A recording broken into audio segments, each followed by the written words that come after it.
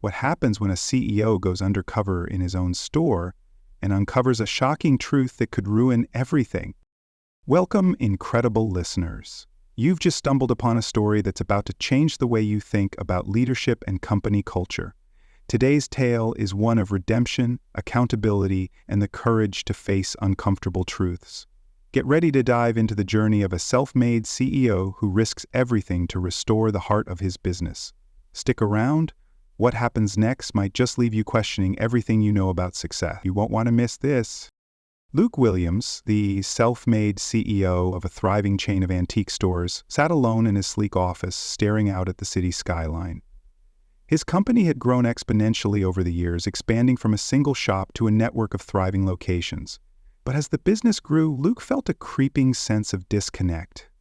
What had once been a hands-on, community-driven operation now felt like a faceless corporate machine. The passion and values that drove him to build the business from the ground up seemed lost in the shuffle of expanding locations and ever-increasing demands. Recent complaints about poor customer service, specifically regarding rude employees and a toxic atmosphere at one of his stores, weighed heavily on him. He knew that the culture of his company, once grounded in respect and care for both employees and customers, had begun to slip. For the first time in years, Luke felt a sense of failure. He had built the business, but he had lost touch with what made it successful in the first place: the people.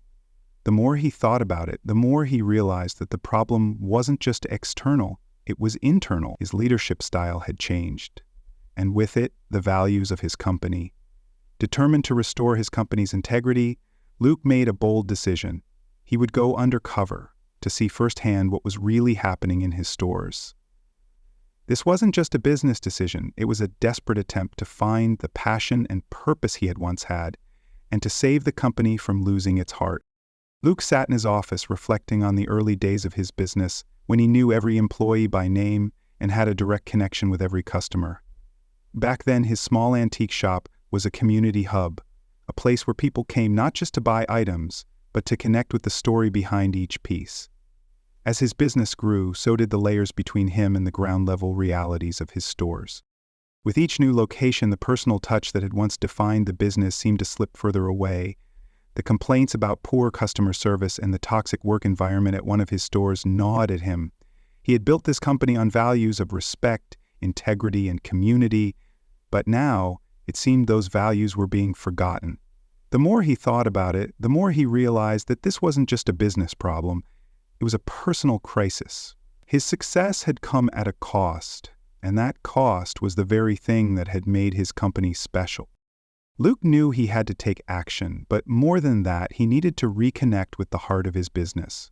The idea of going undercover wasn't just a strategic move, it was a personal reckoning.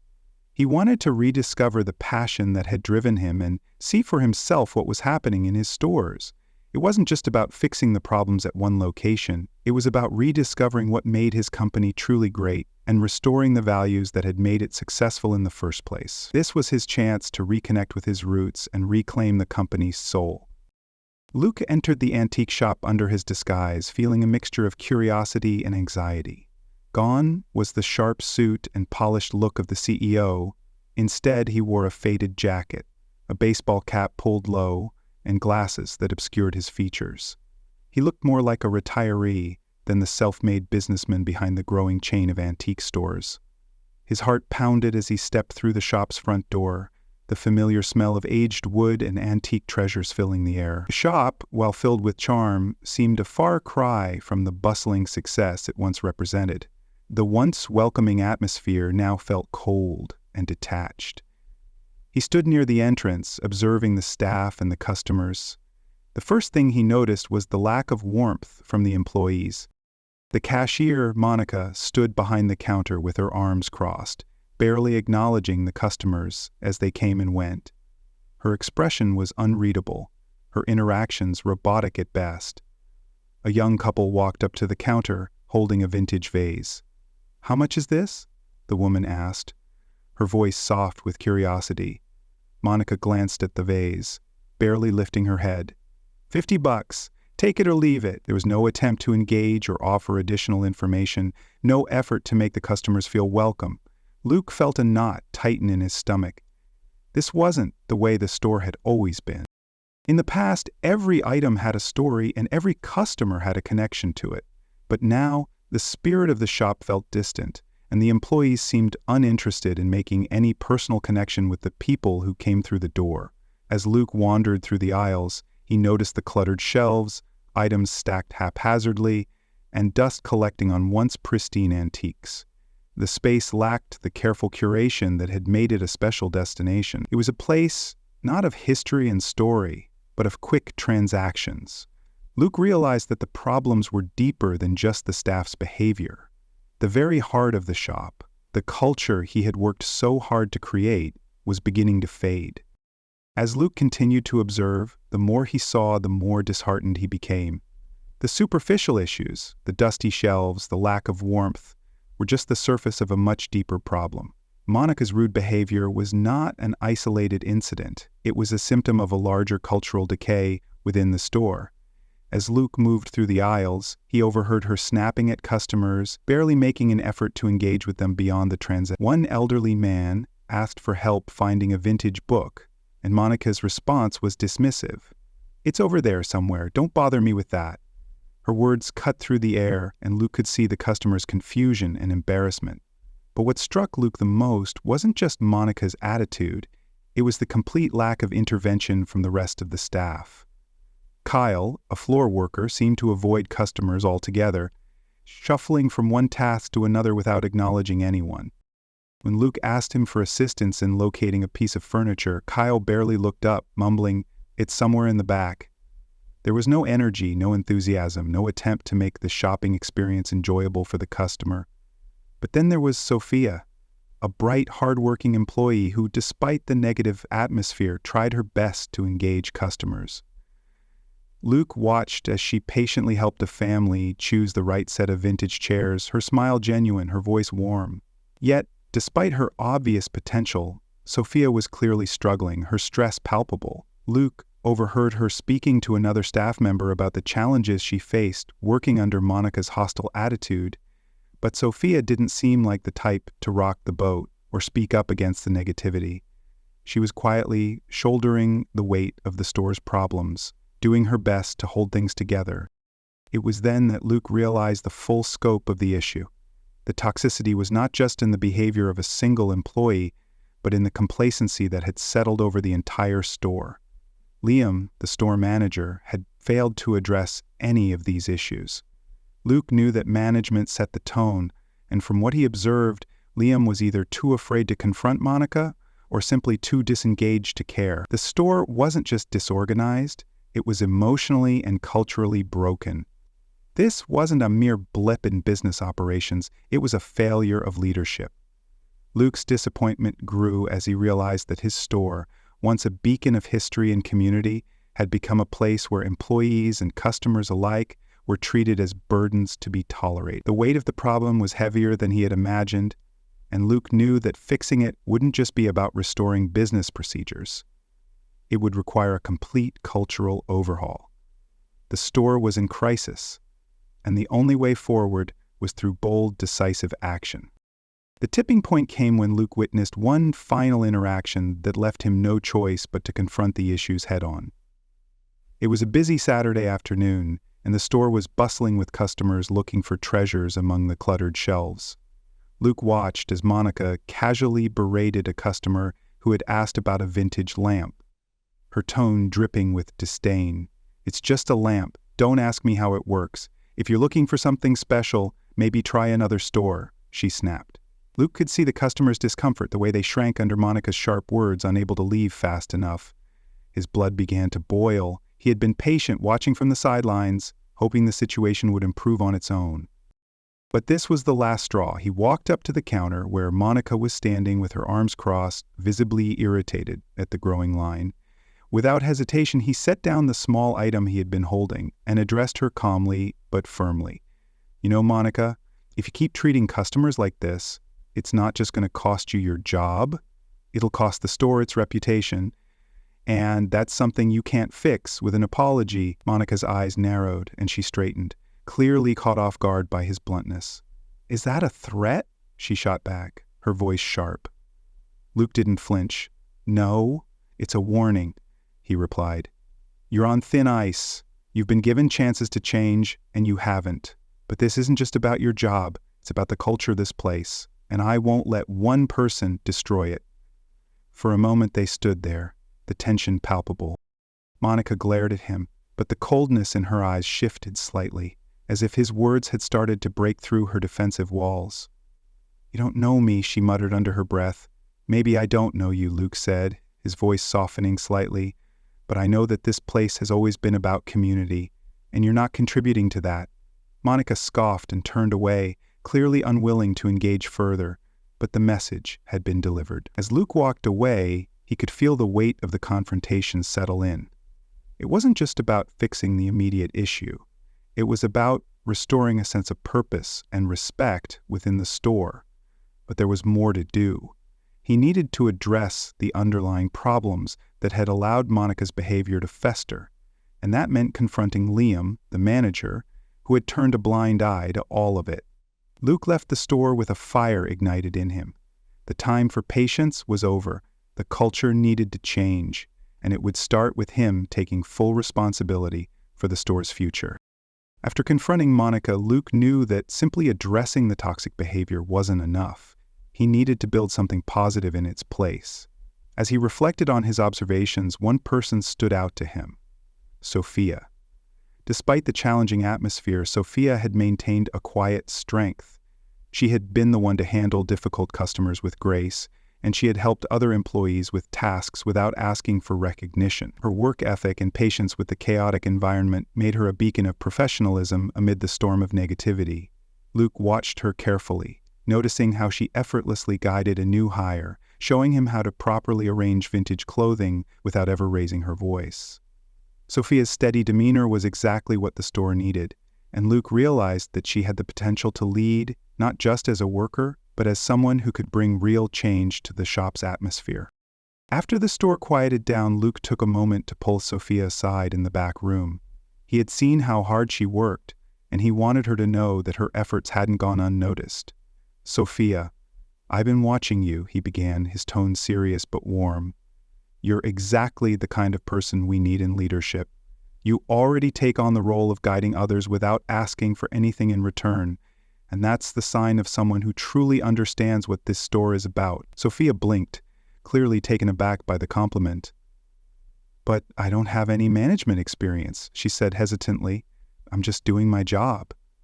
Luke smiled gently. "That's exactly what makes you a natural leader. The experience can be taught, but the heart and work ethic you already have, that's something rare." He continued, "I want to offer you the position of team lead.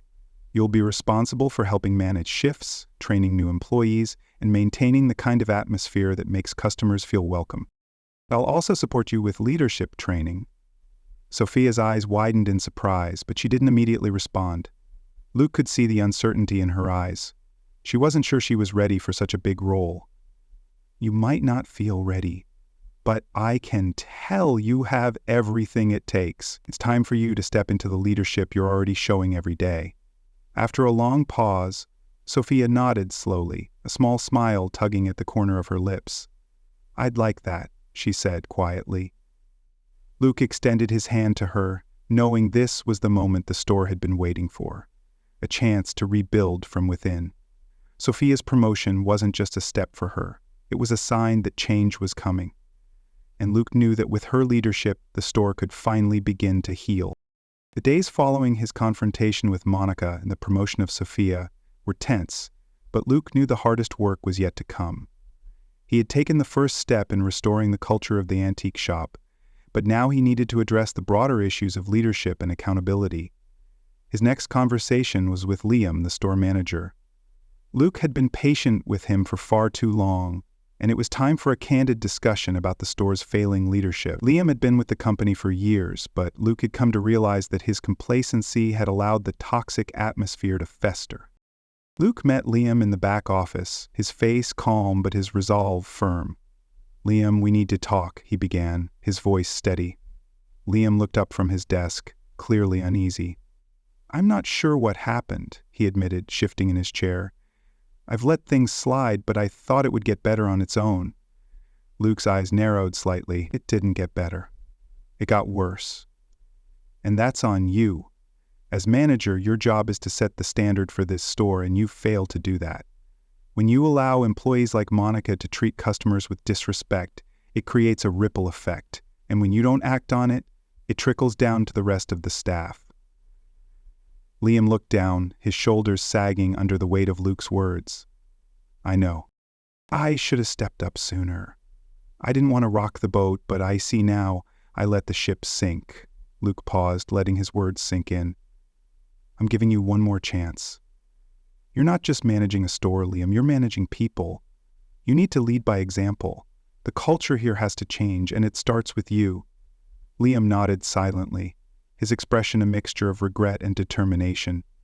I won't let you down, he said quietly. Luke studied him for a moment before nodding. I hope not, but if I see the same issues again, I won't hesitate to make a change. After the meeting, Luke felt a strange mixture of relief and unease. The conversation with Liam had been difficult but necessary. It was clear that Liam had been operating from a place of fear and inaction, but Luke believed he could turn things around. Meanwhile, Sophia was already showing signs of leadership.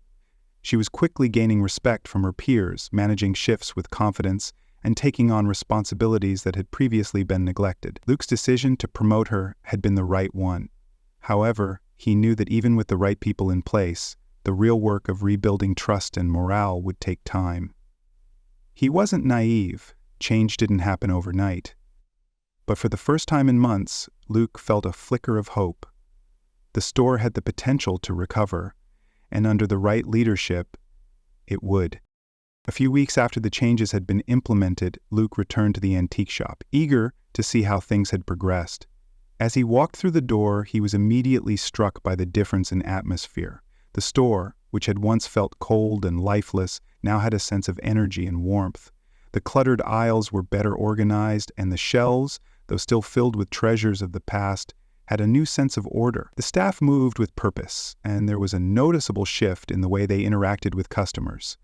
Sophia was at the front counter, calmly helping a couple who had questions about a vintage chair. Her smile was genuine, her tone warm, and Luke could see the respect the customers had for her.